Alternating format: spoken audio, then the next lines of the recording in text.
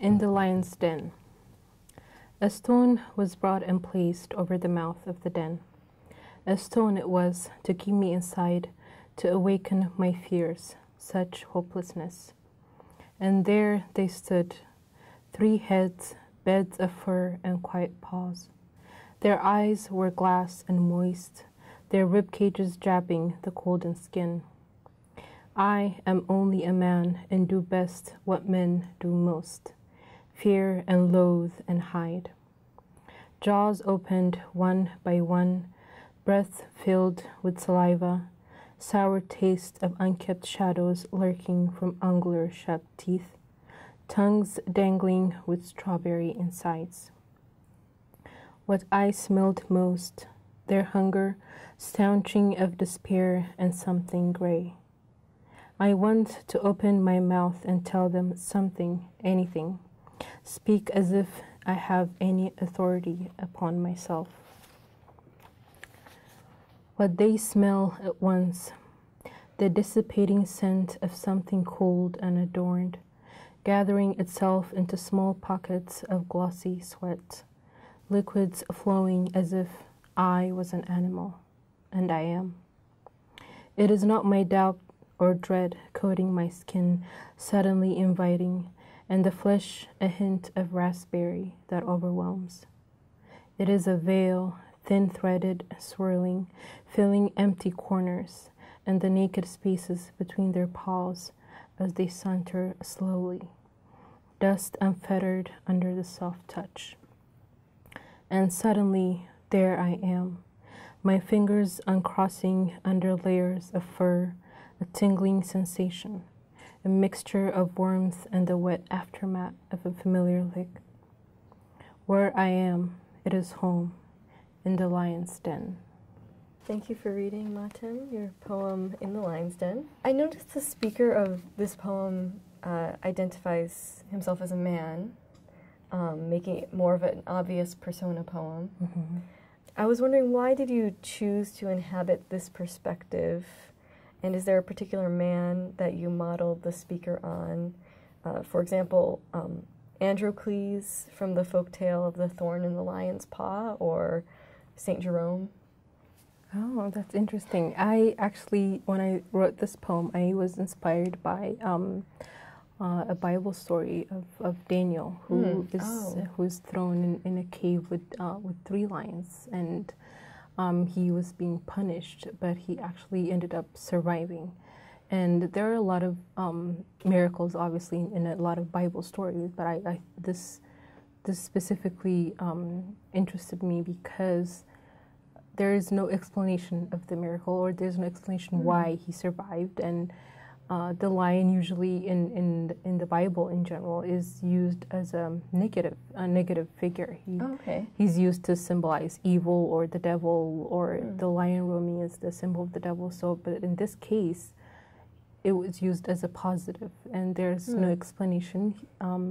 Daniel was thrown at night, and in the morning he was just there with 3 lions, and he survived. And so I was inspired by that, and there's a lot of stories that have animals in them in Ethiopian culture, and they're usually used, to teach children these values, and so like folk tales usually.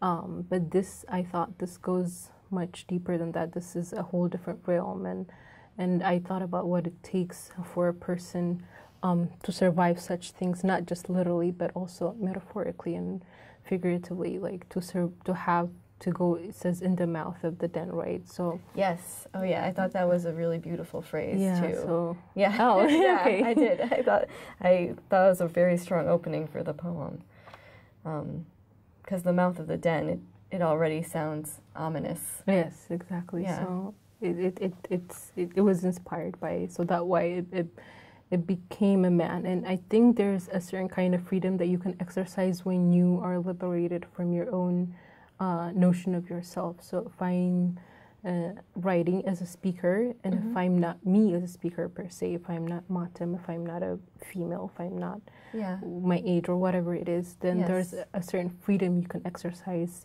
from the level of imagination you can adapt to the level of stories you can explore. So that was the choice behind it. By the end of the poem, or near the end of the poem, you write, for the speaker, liquids flowing as if I was an animal, and I am. I found that statement really refreshing, because we humans often imagine ourselves as above other animals, even though we are also animals. Right. And it seems that the speaker's fear reminds him of that fact. It seemed to me like this could be another example of the theme of scientific thought informing your writing, again, like in Blood Disparities, another poem of yours. Yeah. Did that cross your mind while you were writing that? It did, and the fact that I like what you said, that we were always thinking of ourselves as above the animals, and but in these kind of very very raw situations, there is no way your humanity can save you from anything, really. So what makes us human, or what makes us above animals, right, is the language, the intelligence, the conscience, the notion, all these things. But there's no way you can talk yourself out of the of this thing. So at that moment, I think the speaker knows that they're seeing him as an animal, right? They're lions. They're looking at you like as if you are a prey, and you are. It's because you are an animal, and what he's doing is exactly what they would do. He's sweating, he's fear, he's loathing, right? So all of the biological responses of his body to this sort of fear, it's visceral, right? So this is a very animalistic reaction, and at that moment, it's also dread, but there's also comfort in him realizing I'm just like them. So it's a weird way of coming into terms with who he really is, or who he should really be. Right? So it's humbling. Well, yes, and then by the end of the poem, he says, I think, where I am, it is home. The lion's den, He really does seem to undergo a transformation. And I think this is how I reconciled, besides the story of Daniel being a miracle, this is how I could reconcile, this is how he could survive, because he is one of them, and the transformation is not just for him, but it's also for them. They see him. He might have been a prey at the beginning, but if he becomes them, then they're not going to attack one of them, right? Yeah. So in a way, they've transformed as well. So that's how it ends, I think. Well, thank you very much. You're welcome.